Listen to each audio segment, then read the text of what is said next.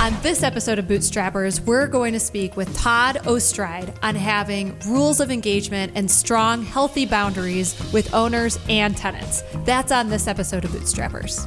Welcome to Bootstrappers, a unique program designed to help make your business better. From property management to remote workers, Bootstrappers is here to help your business succeed. Bootstrappers is a production of Anaquim LLC, so let's lace up those business boots and join Bootstrappers with Jeremy and Gwen Aspen. Welcome to Bootstrappers, where we talk about topics that matter to real estate and property management entrepreneurs.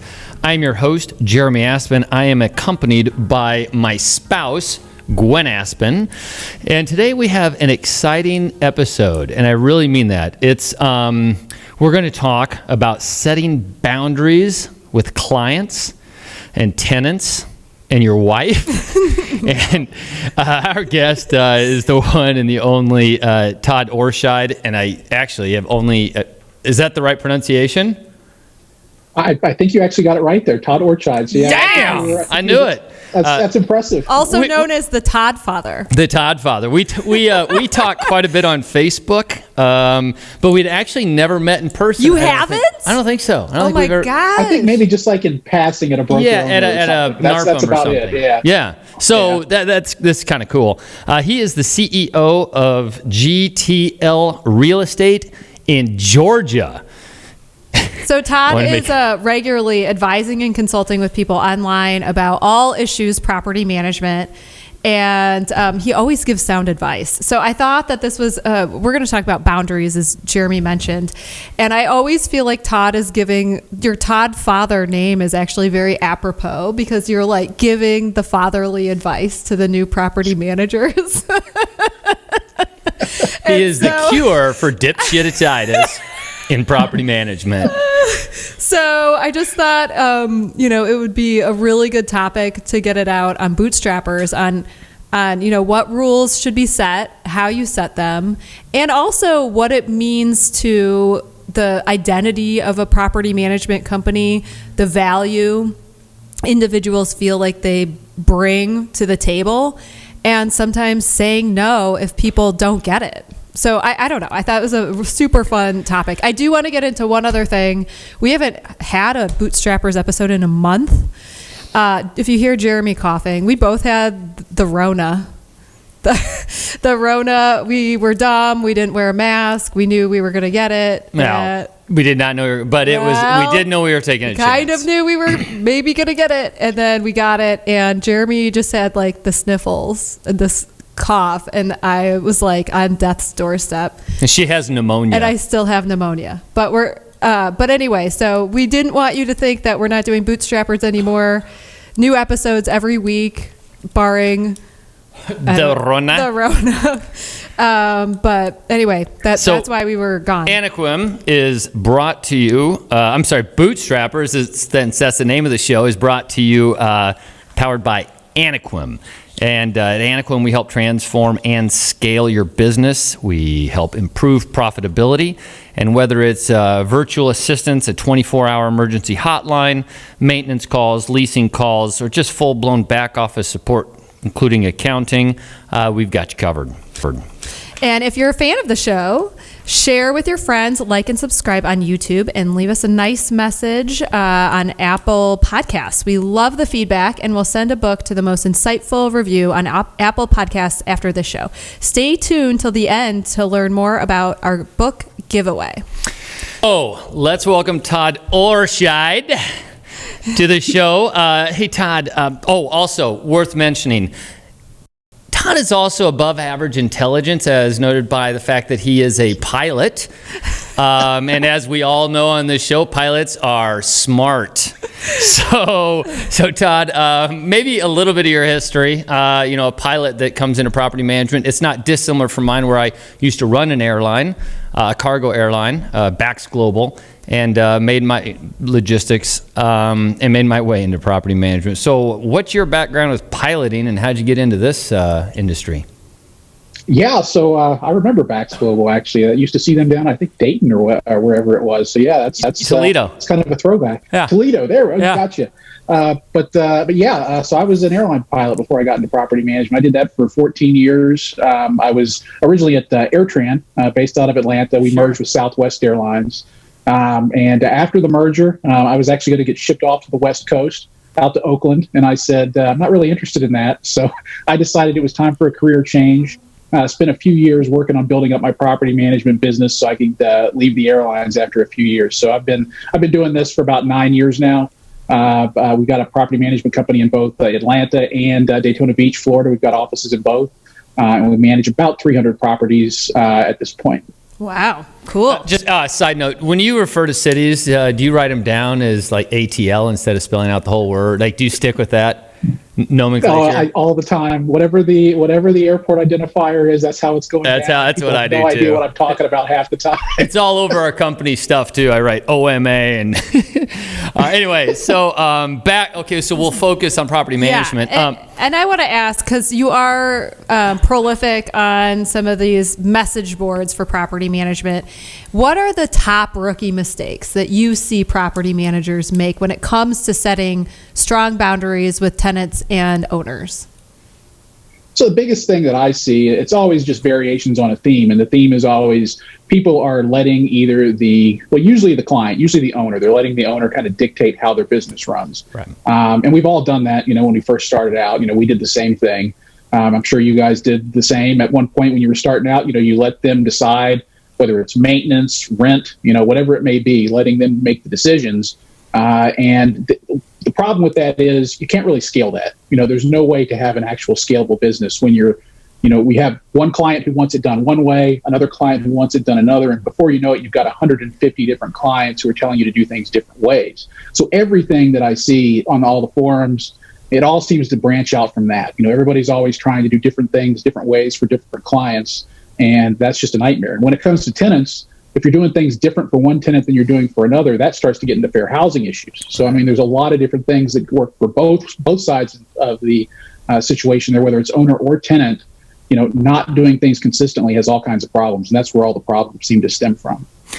Well, and I'd say the same thing for the owners. Like we've had owners that tried to influence us on how to, who to accept, for instance, pets.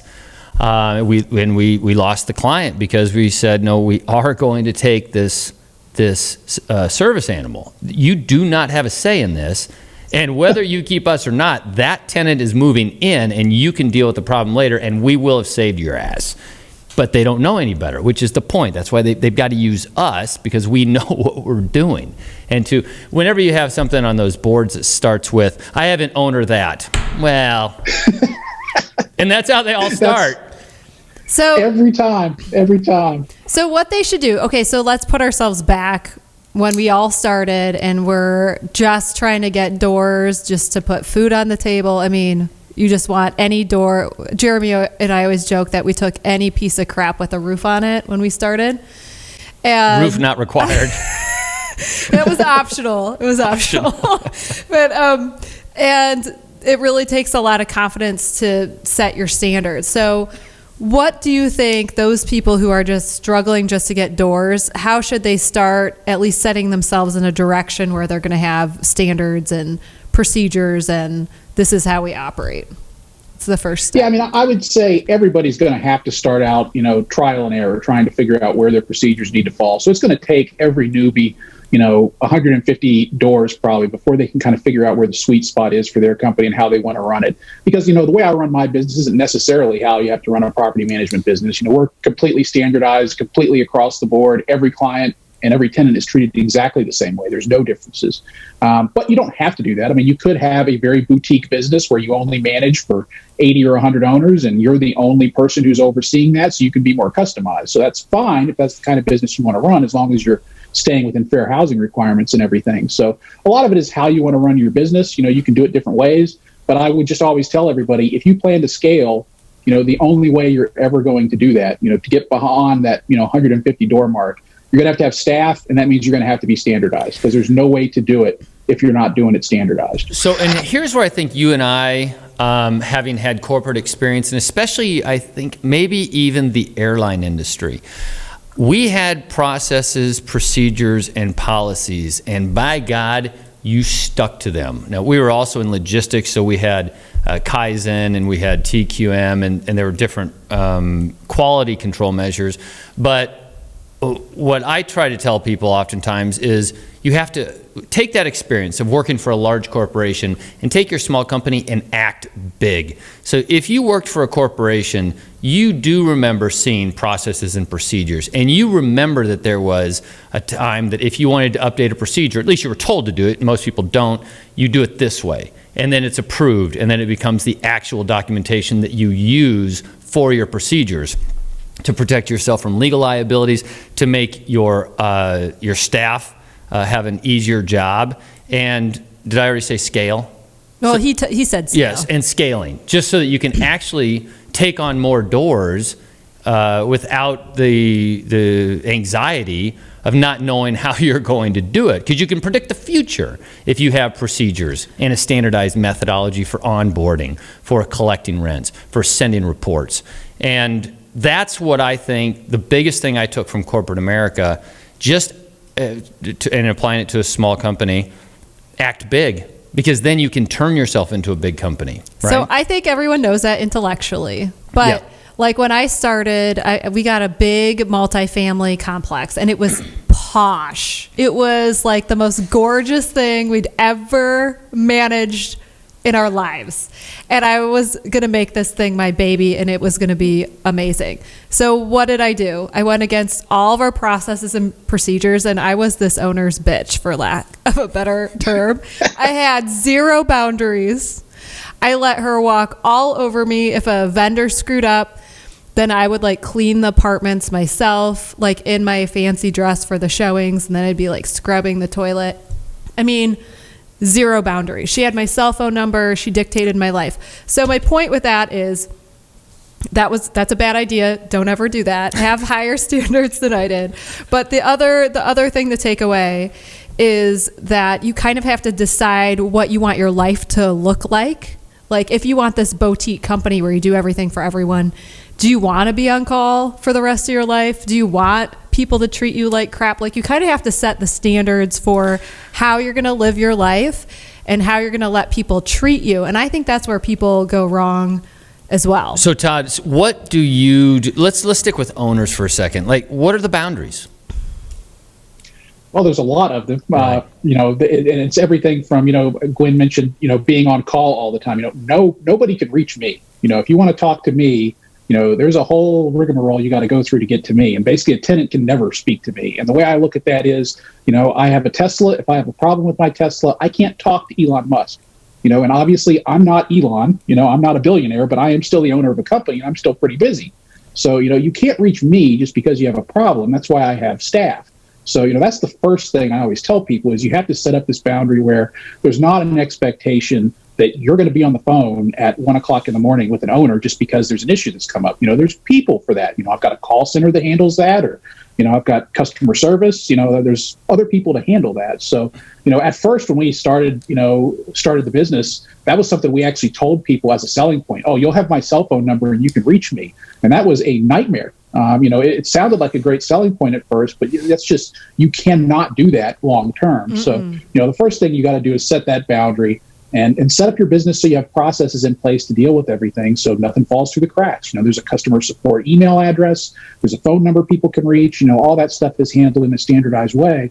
But, you as the business owner don't want to be the person that's having to deal with all of that. Well, and to frame this, if you are the person they're talking to as the business owner, then they are talking to at least one step removed from anybody that can actually accomplish something. Right? Yeah, I mean, it's not like I'm going to go in and take your rents. You're going to take the check and drop it off at somebody's desk that processes checks if you're at all adhering to basic procedures.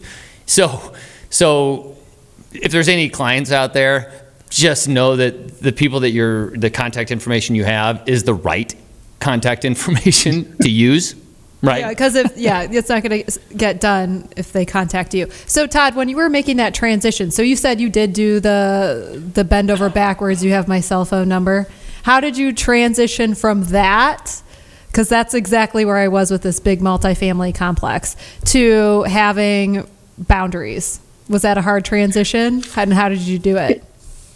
It is difficult just because, for one thing, all of your existing clients have your contact information. So it's really easy for everybody who you bring on.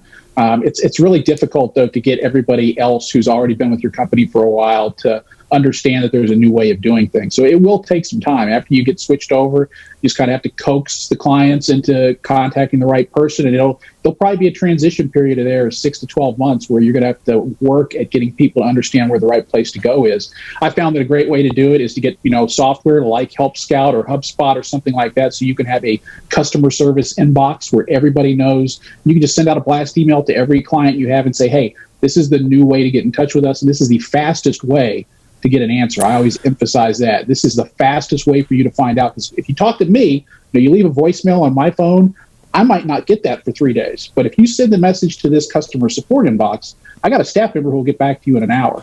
So and that kind of directs them there. And something that we did is that if we had a phone system, pretty early VoIP phone system, and so even if we were the right people to talk to at the time, especially as a smaller company, we would have them go through an attendant to select what they were calling for, and then now all of those 1, 2, and 3 might all come to one person. But when you grow, the client is going through the same procedure. They're selecting one, and somebody else is answering the phone. And you can answer it from your cell phone with if you have the right software, with the app. Yeah. So that way, if I were to give any advice to someone starting out, it would be never give your cell phone number away. Ever.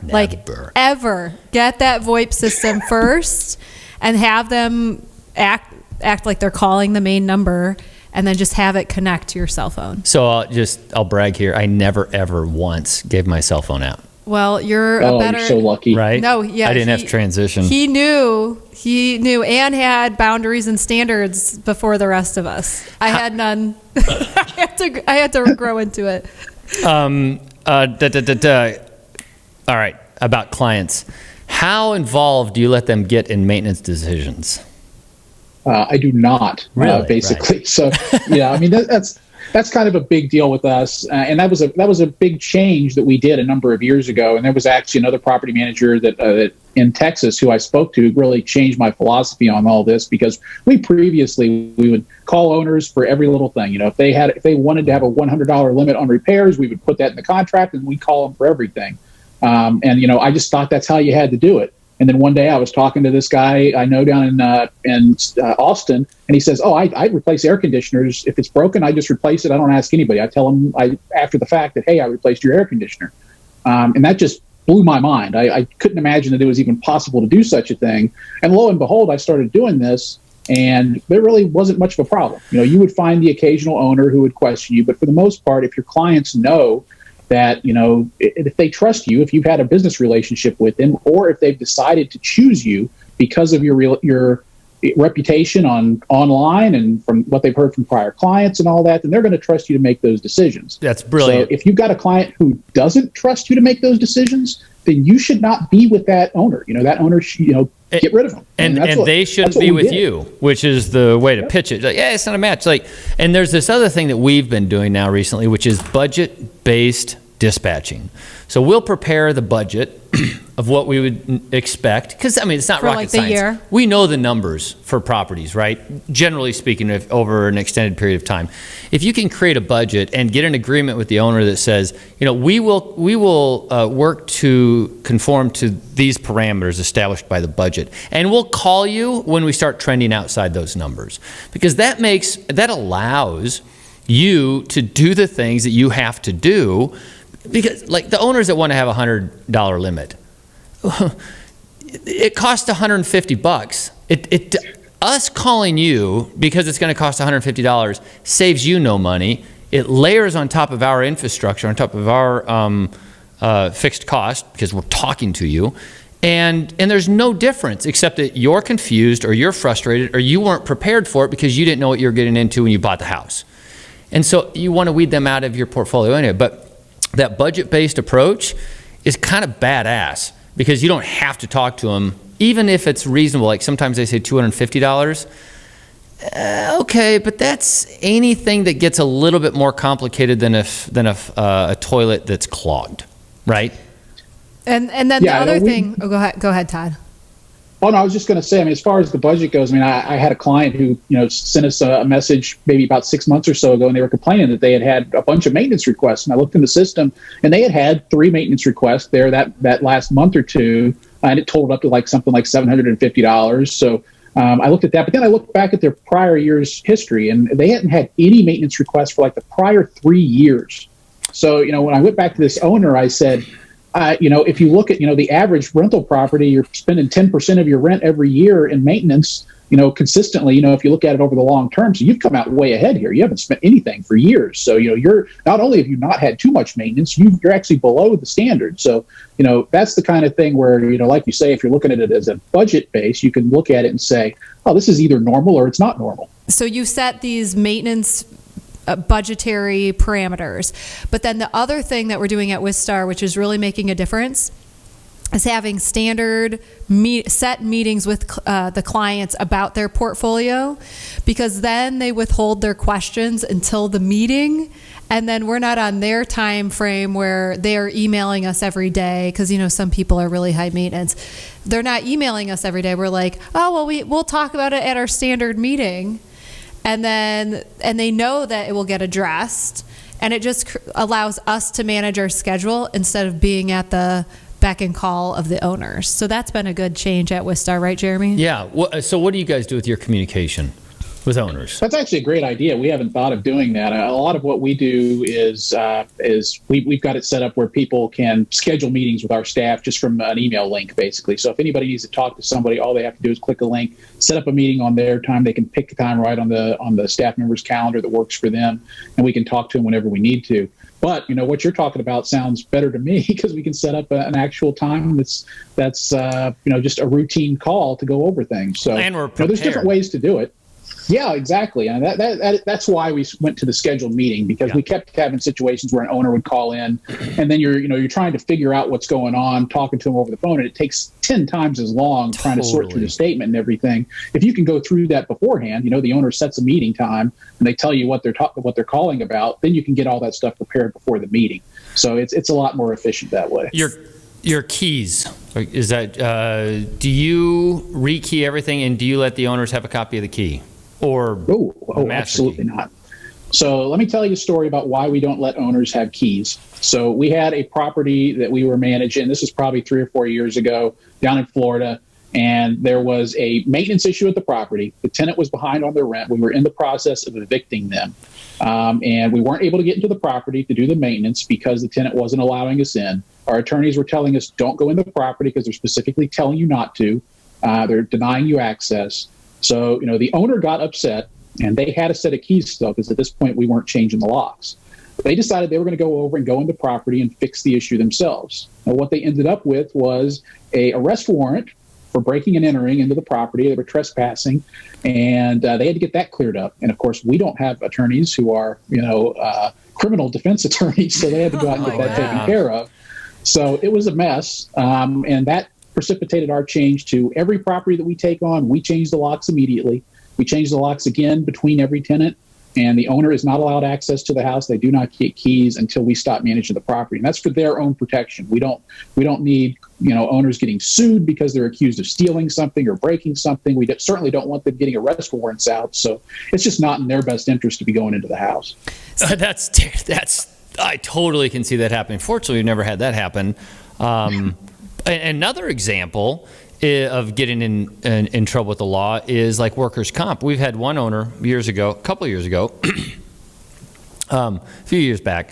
He said, he was trying to. This guy makes $1 million a year as a doctor, but he was always on weekends trying to accumulate the work list and go in there and get the work done and save $15 an hour on something, and didn't track workers' comp.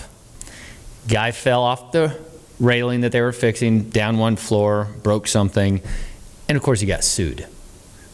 But that's what you have. That's why you have a property management company, to track workers' comp and make sure that the vendors you've got are providing that cushion of liability between the owner's asset, which is relatively easy to get to, and the complainant. Right. So one of the things I just want to circle back around, it's when people are starting out, they're afraid of having these boundaries because they're afraid they won't get the door. So in your sales process, do you tell them right on the outset, like in the sales meetings, like this is how it goes, or do you get it and then tell them how it operates? What is your process to make sure that everybody's on the same page on the rules and the boundaries? Now, we definitely don't want to spring stuff on people. We want them to know what kind of business relationship they're getting in when they start, because there are a lot of different philosophies out there. So we want to make sure that they understand how we do business. We've actually got a video on our website. It's on our blog. It's on our YouTube channel, where it's basically me explaining our philosophy on this. And I basically compare it to a 401k. And everybody knows how they do their 401k. They set an automatic contribution. They've got it allocated to certain funds, and then they don't do anything with it. Nobody thinks, oh, I need to call up my mutual fund manager and tell him to sell this stock tomorrow. Number one, they won't take your phone call. But number two, just nobody thinks to do that. For some reason, everybody thinks for some reason they need to tell their property manager how to manage their asset. Right. And, that's not the way this should work. The property manager does this day in and day out. They know the laws. They know the best ways to handle things. They need to be trusted with handling this. We want the owner to understand that's our philosophy right up front. So if they're looking for someone who's going to be on the phone 24 hours a day on call and doing things whatever way they want, then that's not us. So we want to make sure we get that taken care of right at the front end, so we're not in a battle with them basically after we sign their door up. And I think where this is going is, what we're looking for as property managers is to work with investors, not people that are looking for a job, not owners that are willing to operate as a part-time host of your time, right? That's what you got to have the confidence to do that, or you'll never be an investment management company. And I think that this is where the confidence of the individual comes in. So you have to set your company up in a way where you have faith in your processes and procedures, you have faith in your people, and then you can have those boundaries with the owners because you're servicing them like a professional. And that's when you back away from doing everything and anything and on call and having no boundaries. Would you agree, Todd? No, absolutely. And I would say it gets really easy on this after you do it the first couple times. So after you've told someone that's not how we do business, and they either, most of the time they'll actually say, okay, I understand. After you explain it to them, and then they'll conform to the way you want to do business, because most people understand you're the expert. And after you've had that happen a few times, your confidence will get boosted and you'll be more comfortable doing that again in the future. You will lose a few clients. We actually shrunk quite a bit. I actually got rid of a lot of clients we had. We used to be at 450 doors. We're down at about 300 now. But I will say our revenue is higher than it was when we were at 450 doors. And that's because we manage a better quality of property. Our profit is way up because we're more efficient. We can do it with less staff because we're not on the phone doing different things for different owners all the time. So you realize after you start to do this that it works better for you and it boosts your confidence. It makes it a lot easier for you to do it going forward. So here are the examples when people don't listen to their own rules. One owner has 4 houses they like and 1 they don't. So you've got the dog in the mix, and you have to decide. Like they'll say, oh, I want these 4 handled this way, but this one, it's got to be done. So the owner or the business CEO has to decide, are we going to take the dog with like the 4 good ones, or getting into something out of your wheelhouse, trying to grow into something? That's where I see people making those mistakes later on in the business. Do you agree? Yeah, absolutely. And what I would say to that is, growth is not the panacea that you think it is. I used to focus so much on this. I got to get more doors. Everything is about doors, and that's not the key. And I'm kind of the evangelist on this now. That door count isn't what matters most. What matters is having an efficient business that produces the maximum revenue per door. And, trying to go out and grow just for the sake of growth is not going to get you where you want to be. You want to have good doors for good owners with an efficient, standardized business. And not only will you make more money that way, but you'll be a lot, more stress-free. You'll be happier running that business. So that's what I would tell people. And there are cases, especially years ago, investors, their currency to determine whether or not they were performing or whether or not they had big enough peacock feathers was the number of doors that they could get. Forget that they're levering 90-10, and they don't have the cash flow to be able to support a portfolio. They have 10 doors or 11 doors and they're 15 and they're just really proud of that number. And whenever I pick up on that, it's usually a cue to just bail. That's not the kind of client you want. Where their currency is the number of doors, they underappreciate the effort it takes to actually manage and finance those doors. Because the rule of thumb, in our industry, we have it's called the 50% rule. 45 to 50% of the revenue that's generated in an investment property is going right back into the property over the course of its life, whether it's a roof, HVAC, repairs. That's the way it works. If you're paying all that interest, you're in trouble. I want to switch gears and just talk about tenant rules of engagement. So, here's a good transition. Okay. The rent. Do you let your owners tell you how much to rent it for? So when we sign up a client, we will try to talk them into the right rent. If they're completely unreasonable on it, we won't sign them up. We'll just say, I'm sorry, your property's not going to rent for that. That's not going to work for us. If we're kind of on the edge there and they want a little bit more than we think it'll get, we'll allow that. But we have a clause in our management agreement that says if this property doesn't rent in 14 days, we can set the rent back to this. Great idea. So, we've already got that automatic reduction in there. When it comes to renewals, we view that as a fair housing issue. We cannot have an owner deciding what the rent increase is going to be on a renewal, because they could be increasing that rent for any reason. I don't know what it is. They might look at the name and say, oh, this looks like a Hispanic name. I'm going to raise the rent 50% to get rid of them. So, that's not something we want. We want to make sure that we're making market-based decisions. So we will not allow an owner to be involved whatsoever in a rent renewal, rent increase. So, slightly different rules for new properties versus renewals. But, in general, our idea is, we're the expert, we manage the property, and, that's kind of how we run the business. It's as I always say, we do not co-manage property. And we're lucky. We don't co-manage properties. Yeah. And we're lucky because we don't even have to do the work of determining what something should rent for, because the market will tell us what it will rent for. The market kind of knocks that one out. Ding. So tenant rules of engagement. What are your rules of engagement with them? So, just in a general sense, one of our company's core values is fairness. So our basic idea is every tenant has to be treated exactly the same. So that means we have standardized procedures for everything, and we don't go outside that. So if a tenant comes to me and he wants to have a late fee waived, then it's real simple. Does the policy say I can waive that late fee, or does it not? It's a binary choice. It's really easy to see in the policy. I don't want anybody making subjective decisions. I don't want anybody looking at something and saying, well, I like this tenant, so I'm going to waive their late fee. I don't like this other tenant, so I'm not going to. That's not how we do business. So, our idea is everything's standardized. Decisions are really easy that way, and tenants are treated fairly that way. Everybody knows that they're not getting the short end of the stick because they're just getting treated like everybody else is. And you say, I think I read this, that you like to have all your communication on email. Is that true with the tenants? We do. Yeah, we prefer that because we've run into situations where, it's always a he said, she said thing if it's over the phone. And we have all of our phone calls recorded, which helps with that sort of thing. But it's really difficult to go back and listen through a 30-minute phone call. Yeah. It's really easy to run a search term through HubSpot and figure out what was said on an email.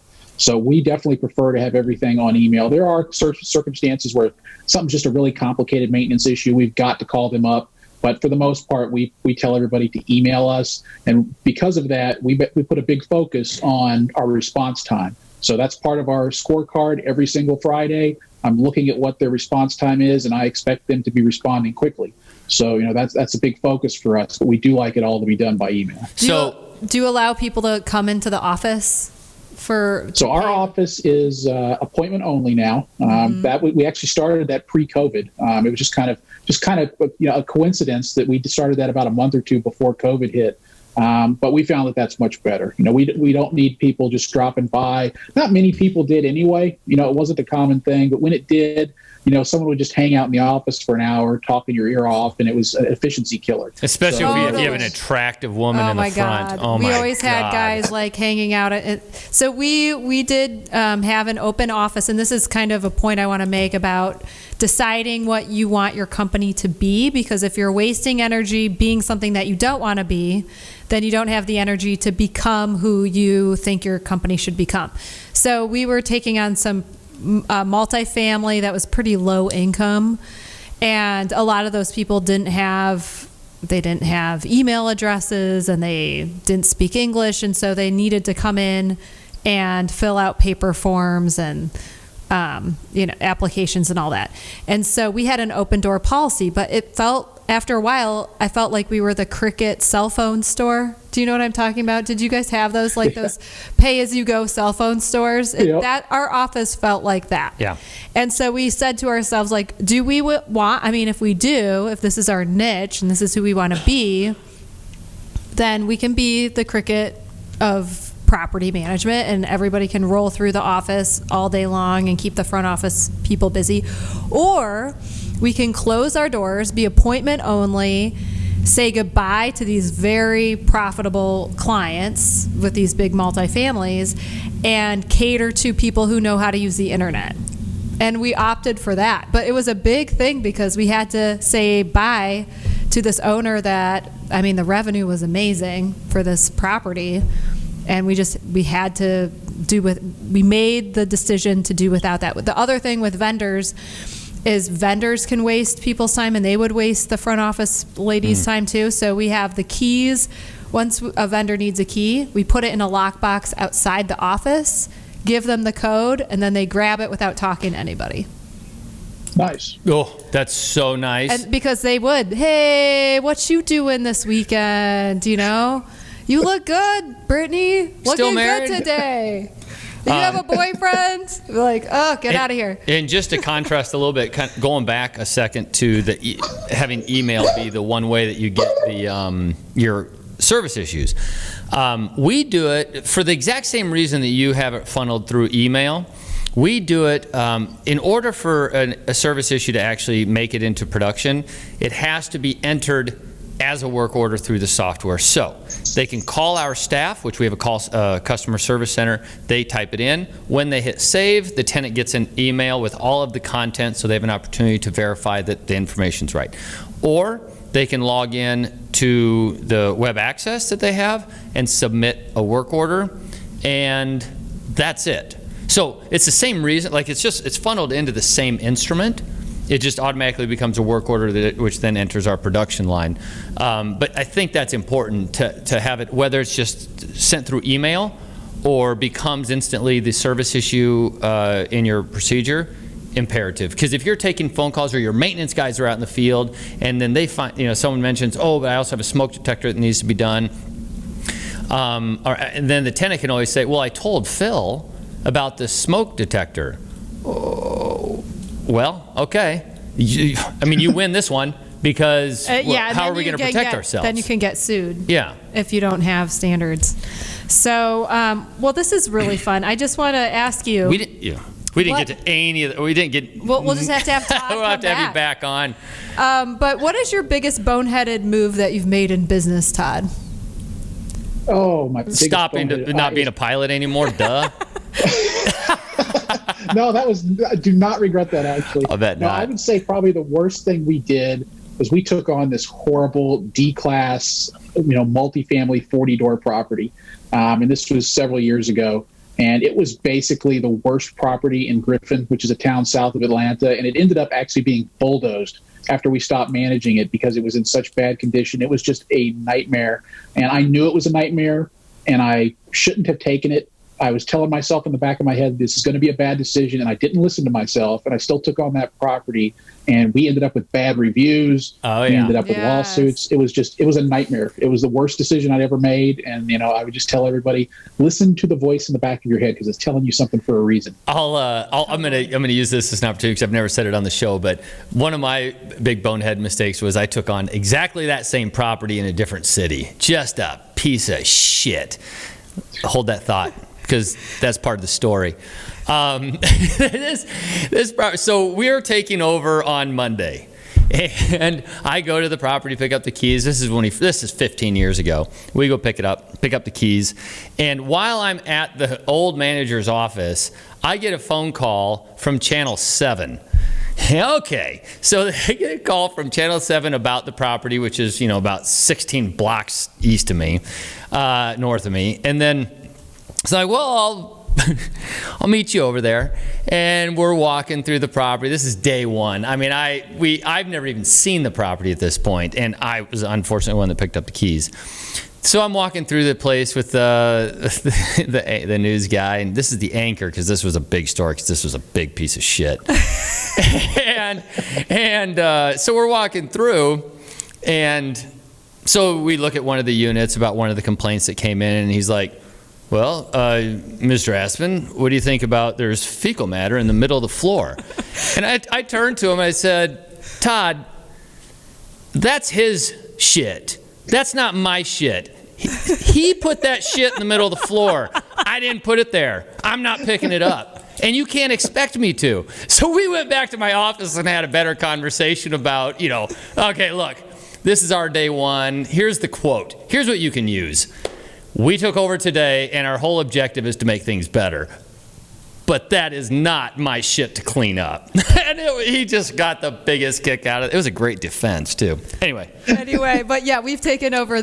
We've had that property, maybe a few of those. Yeah, we had that one for one day. I called. It was like, yeah, we're out. We're not going to this is yours. We're not managing that one anymore. The first day. Anyway, what is a book that you would recommend to some of the listeners? So I don't read a whole lot of business books. What I try to do is read other stuff and try to apply it to business. So oh my God, you and I are the same. I swear to God. You and I are the same. Every business book is the same, talking points regurgitated by a different CEO over and over again. So I don't even bother. But one thing I would recommend, it's actually a book by, I believe he's a social psychologist. His name's Paul Bloom. He wrote a book called Against Empathy, which don't judge it by its title. It's not as bad as it sounds. He's not telling you to be a jerk, but what he's telling you is, your sense of empathy will lead you astray. And, you'll make bad decisions because you empathize with people who are like you, and you'll basically treat people poorly who aren't like you. So, you need to be careful about that. And that's, kind of argues for standardization. So, that's a book I would recommend for everybody, Against Empathy. Interesting. Okay. That's probably right up our alley. Is he a psychologist, or what's his background? So yeah, he is. I can't remember where he's a professor at. I think he actually has a podcast of his own. Again, his name's Paul Bloom, but a really interesting guy. Everything he does I find really interesting. But yeah, professor of psychology, I believe is what he is. So, and this can make it to air or not, but are you familiar with Steven Pinker or Jonathan Haidt? Oh yeah, I love Steven. Yeah, okay. I love both of them. Yeah. How the Mind Works is a great book. Anyway, he has a couple of great books, linguistics books. I just love that stuff. In the same vein as what you're talking about, psychology. Anyway, didn't mean to. No, we are going to give Todd's favorite book, Against Empathy by Paul Bloom, to those who participate in this book giveaway. So if you go to our YouTube channel and click the link in the description of this episode, or visit our Instagram at Bootstrappers Show and click the link in our bio, you could be the proud owner of that book. So that's a wrap. Till next week. Hey, Todd, thanks a million for joining us. Really appreciate it. Finally, nice. Now we can actually say that we've met. We've met now officially, so I'm glad. Super fun yes, show. we've Zoom met, which is how people meet nowadays, apparently. Yeah. So, thanks for having me. I appreciate it. You bet. And we'll have you in the. We'll see you in a lot of the chat rooms also here on Facebook. Oh, of course. Cool. All right. Hey, thanks a million. Absolutely. All right. This is Bootstrappers. This has been Bootstrappers, a unique presentation designed to help you better understand how the world turns. Contact Gwen or Jeremy at hosts@bootstrappers.club or visit our website, anaquim.net. Be sure to subscribe to our podcasts on Apple, Google Play, Spotify, and our YouTube channel. Thank you, and join us next time for Bootstrappers.